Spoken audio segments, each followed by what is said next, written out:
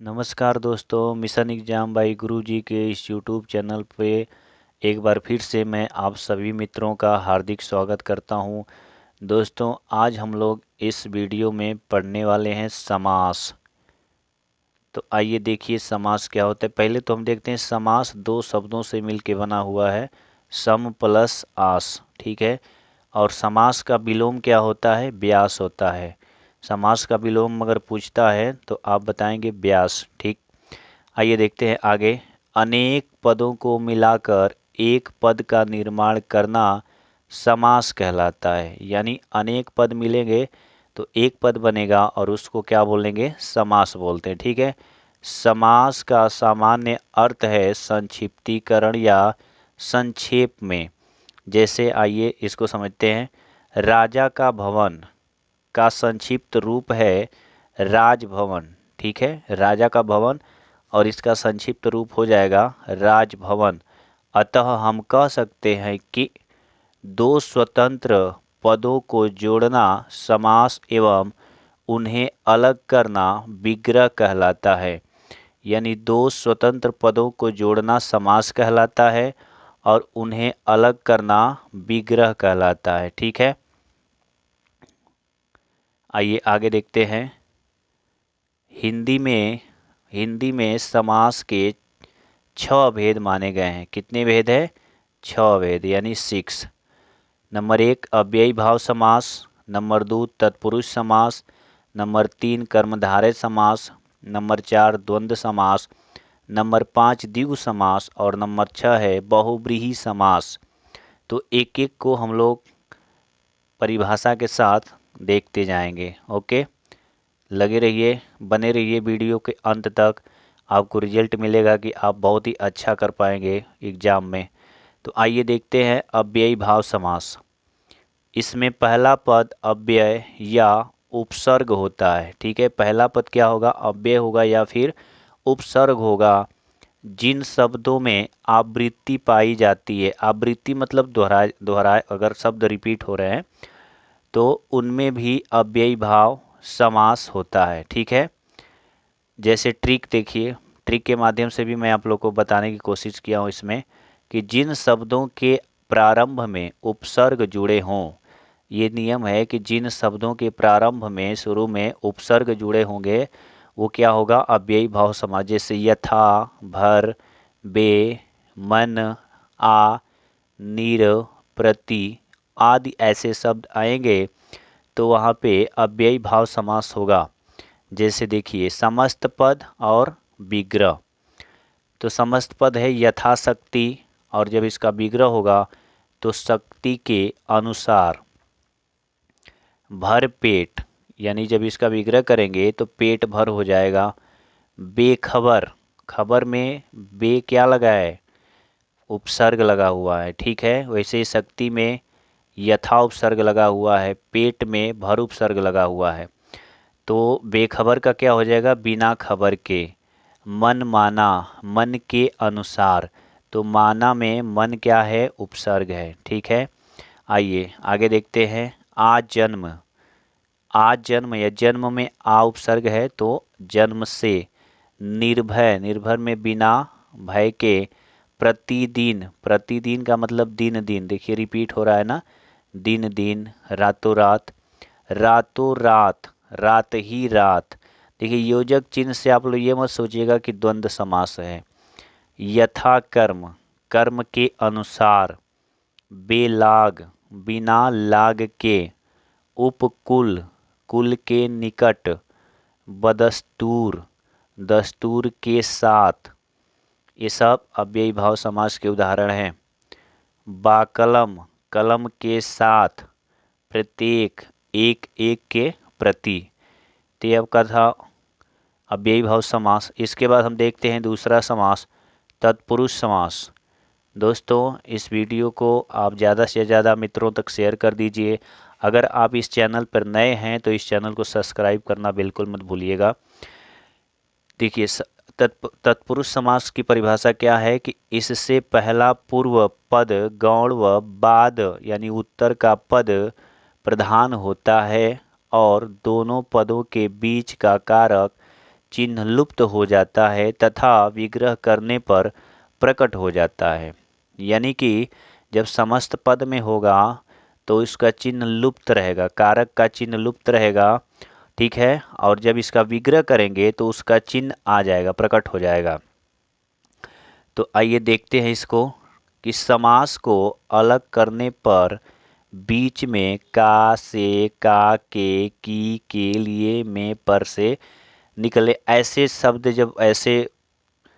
जब पद आते हैं तो उनको क्या बोलते हैं? तत्पुरुष समास बोलते हैं, ठीक है।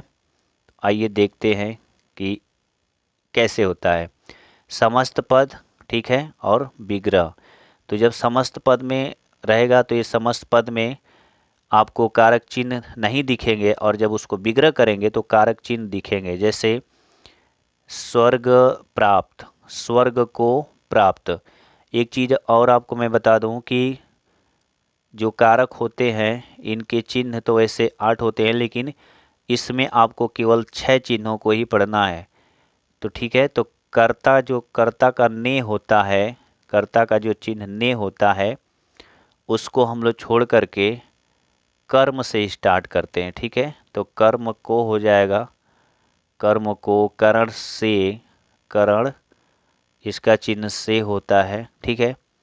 ऐसे ही हम पूरा आपको डिटेल में बता रहे हैं, आगे चल के सब आपको क्लियर हो जाएगा। तो आइए एक एक को देखते चलते हैं।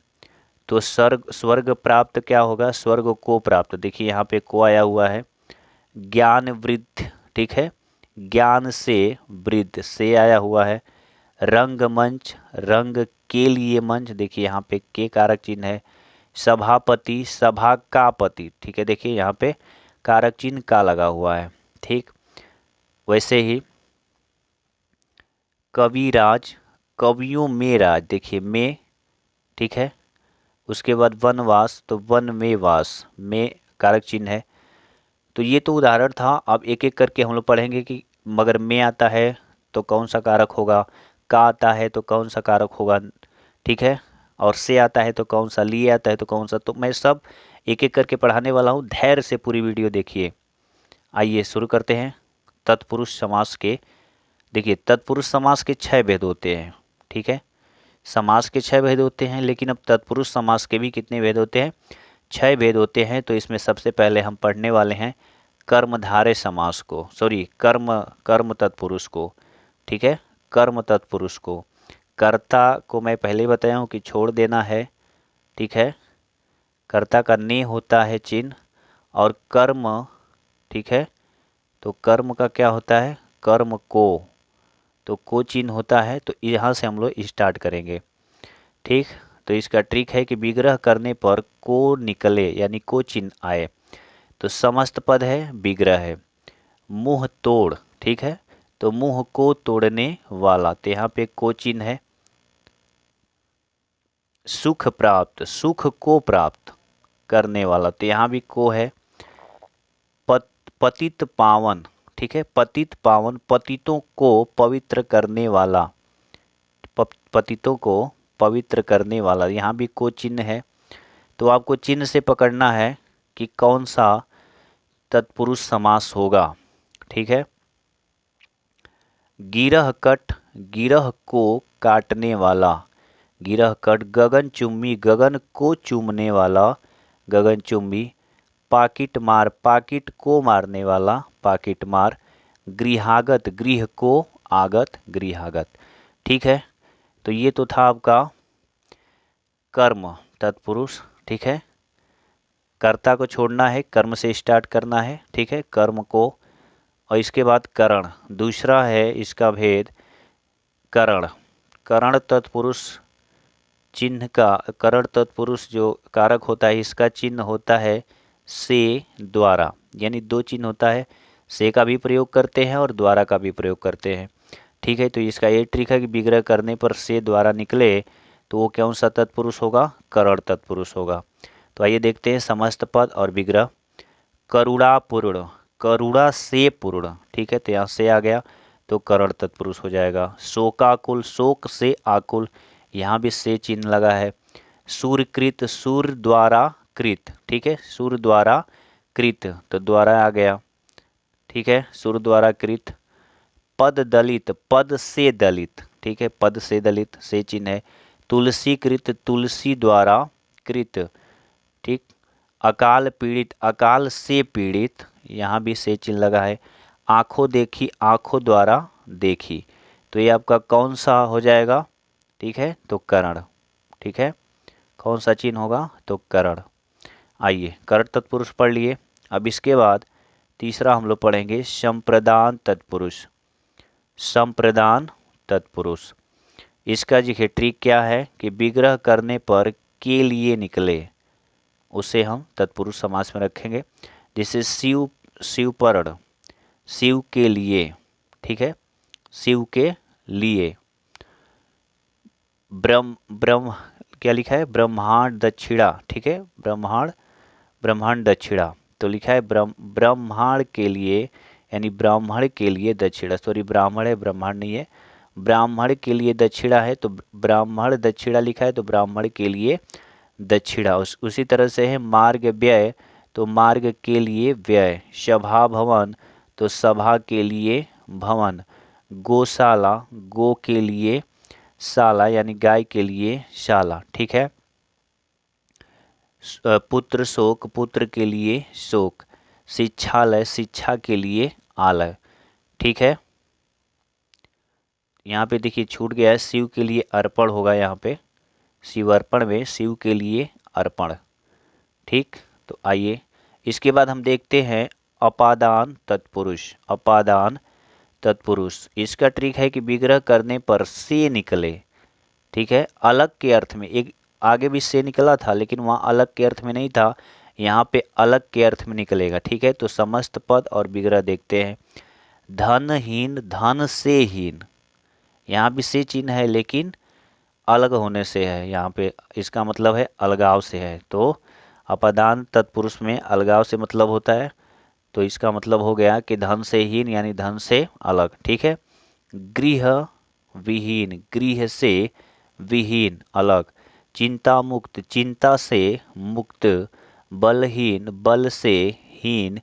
नेत्रहीन, नेत्र से हीन। ऋण मुक्त, ऋण से मुक्त, ठीक। इसके बाद अगला उदाहरण है दोष मुक्त, दोष से मुक्त। बंधन मुक्त, बंधन से मुक्त। जाति भ्रष्ट, जाति से भ्रष्ट, ठीक है। तो ये आपका था अपदान तत्पुरुष। इसके बाद पांचवा है संबंध तत्पुरुष। संबंध तत्पुरुष का जो चिन्ह होता है का, की, के होता है, ठीक है। तो इसका भी ट्रिक ऐसे ही कि विग्रह करने पर का, की, के निकले, तो वहाँ पे कौन सा समास हो जाएगा, तो संबंध तत्पुरुष समास, ठीक है। तो आइए देखते हैं। समस्त पद है, विग्रह है। अन्नदाता, अन्नदाता का हो जाएगा अन्न का दाता, ठीक है। तो का दाता यानी संबंध है यहाँ पे, तो संबंध तत्पुरुष। राजभवन, राजा का भवन, ठीक है।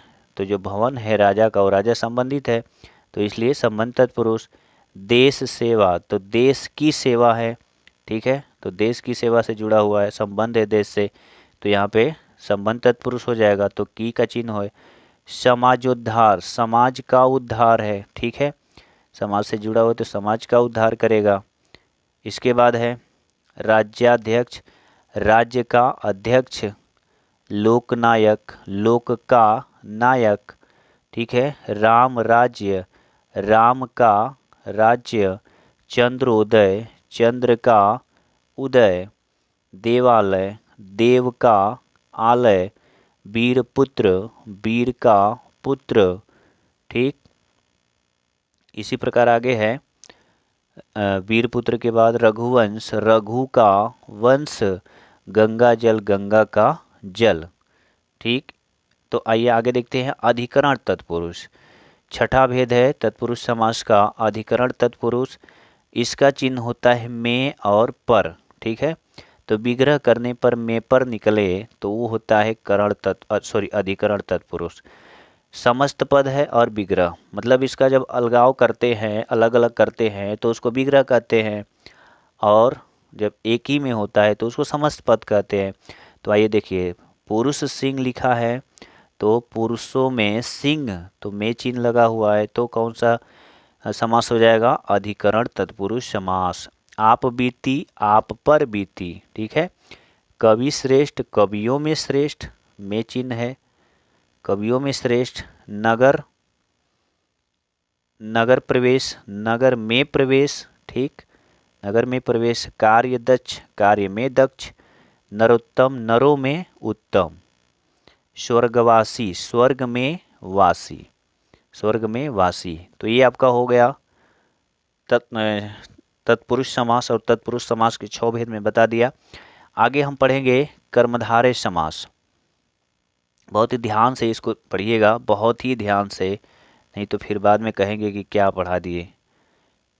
कर्मधारय समास, इसमें पहला पद विशेषण या उपमान तथा अंतिम पद विशेष या उपमेय हो, ठीक है। जैसे समझिए इस चीज को, नीलकंठ, ठीक है, नीलकंठ। तो जो नील है ये क्या होगा? विशेषण होगा, और कंठ शब्द जो है ये क्या होगा? विशेष से होगा। यानी कि जिसकी विशेषता बताई जा रही है, ठीक है, वो क्या है? विशेष से है, और जो विशेषता है वो क्या है? विशेषण है। यानी कि विशेषता किसकी बताई जा रही है? कंठ की विशेषता बताई जा रही है कि कंठ कैसा है? नीला है। तो नीला क्या हो जाएगा? विशेषण हो जाएगा। और कंठ जिसकी विशेषता बताई जा रही है वो क्या है? विशेष से उसको कहा जाता है, ठीक है। वैसे ही यहाँ उपमान और उपमेय की बात आती है तो कहा जा रहा है कि चंद्रमुख, ठीक है, चंद्रमुख, यानी कि जो चंद्र होगा उसको हम बोलेंगे उपमान, और जो मुख है उसको बोलते हैं उपमेय, ठीक है। समझ में आ गया?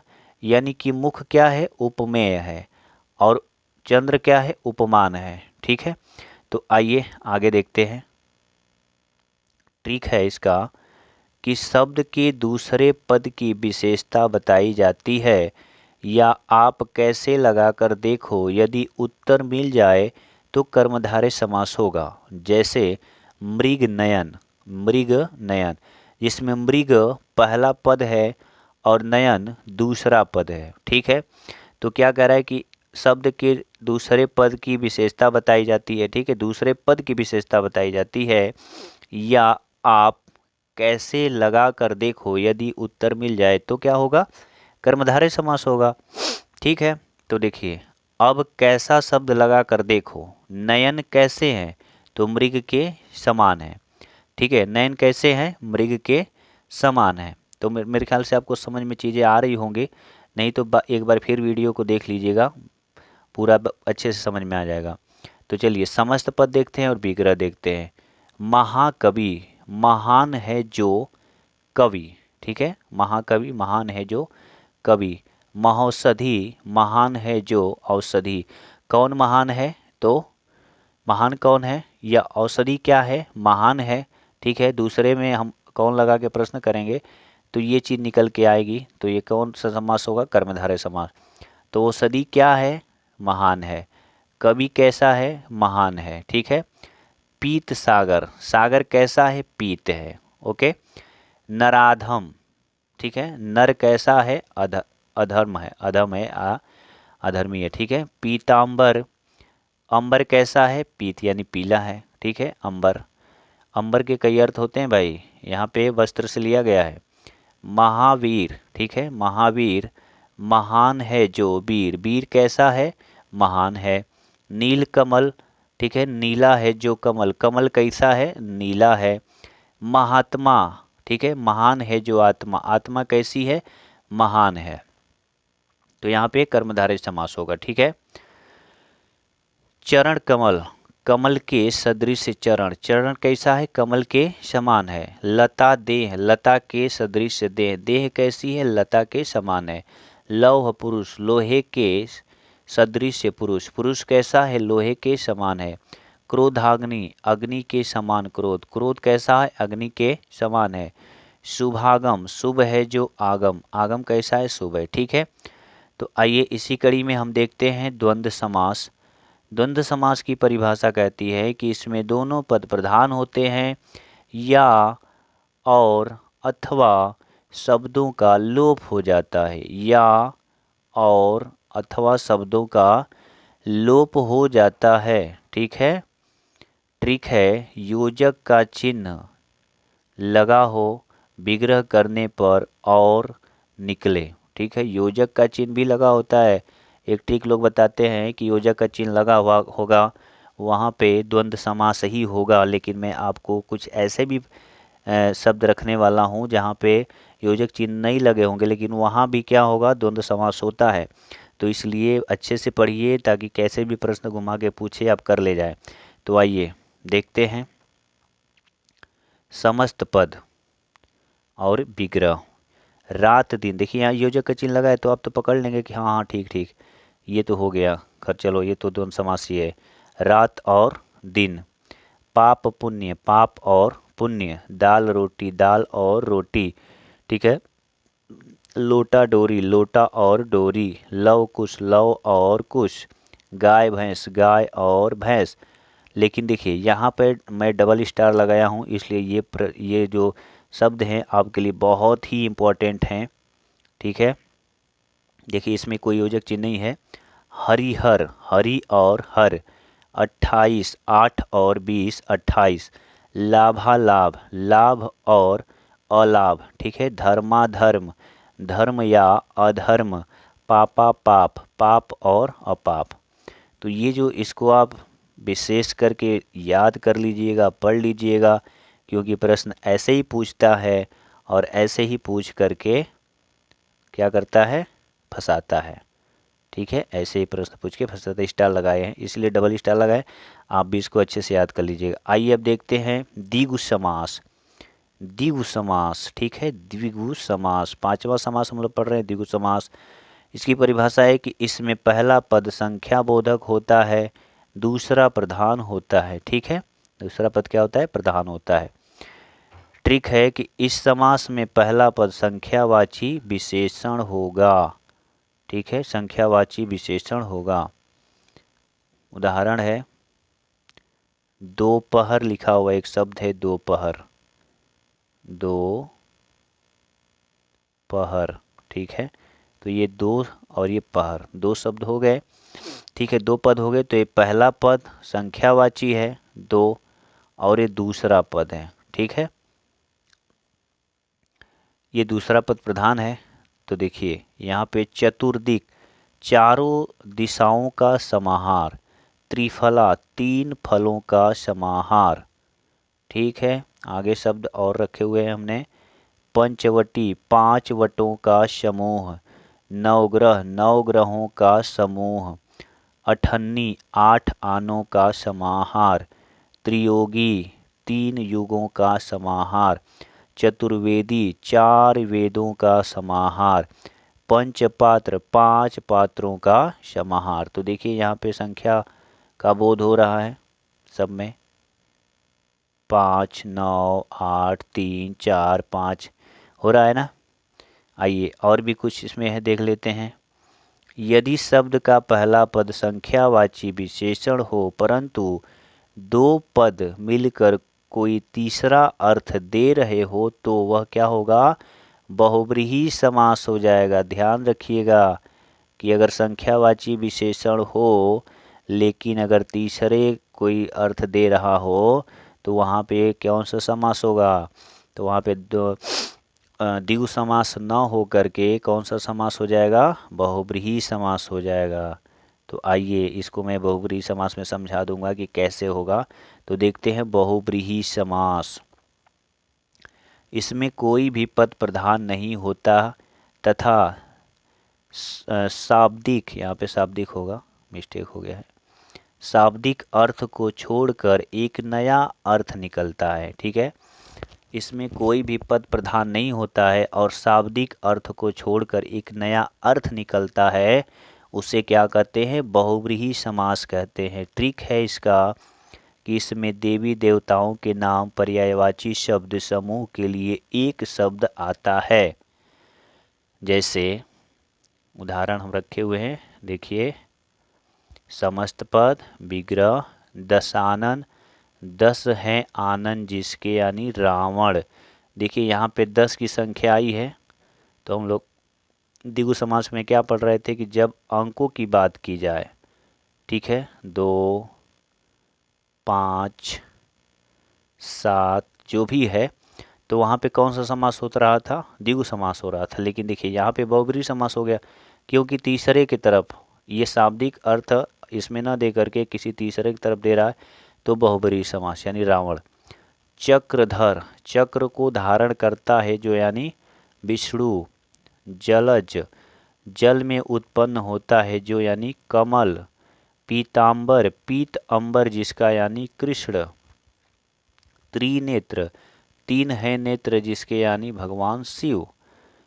वीणा पाणी, वीणा है जिसके पाणी में यानी सरस्वती, पाणी का अर्थात होता है अनंग, बिना अंग का है जो यानी कामदेव। आशुतोष, शीघ्र प्रसन्न होने वाला शिव, ठीक है, प्रसन्न होने वाला है जो यानी शिव, ठीक है। इसके बाद है एक शब्द अंशुमाली, अंशु है माला जिसकी यानी कि सूर्य, ठीक है। अब कुछ और भी मैं इसमें दिखाऊं कि संधि और समास में क्या अंतर होता है, इसको देख लिया जाए इसी में, ठीक है। तो आइए देखते हैं, समास को अलग करना विग्रह कहलाता है तथा संधि को अलग करना विच्छेद कहलाता है। यहाँ से भी एक प्रश्न आपको मिल गया कि समास को अलग करना विग्रह और संधि को अलग करना विच्छेद। देखिए दूसरा पॉइंट है कि समास में 2 पदों का मेल होता है किंतु संधि में 2 वर्णों का मेल होता है, ठीक है। समास में 2 पदों का मेल होगा और संधि में 2 वर्णों का मेल होता है। तीसरा पॉइंट है समास में किसी न किसी शब्दांश का लोप होता है किंतु संधि में किसी वर्ण का लोप नहीं होता है बल्कि परिवर्तन होता है, ठीक है। क्या होता है, परिवर्तन हो जाता है। तो ये चीज़ याद रखिएगा।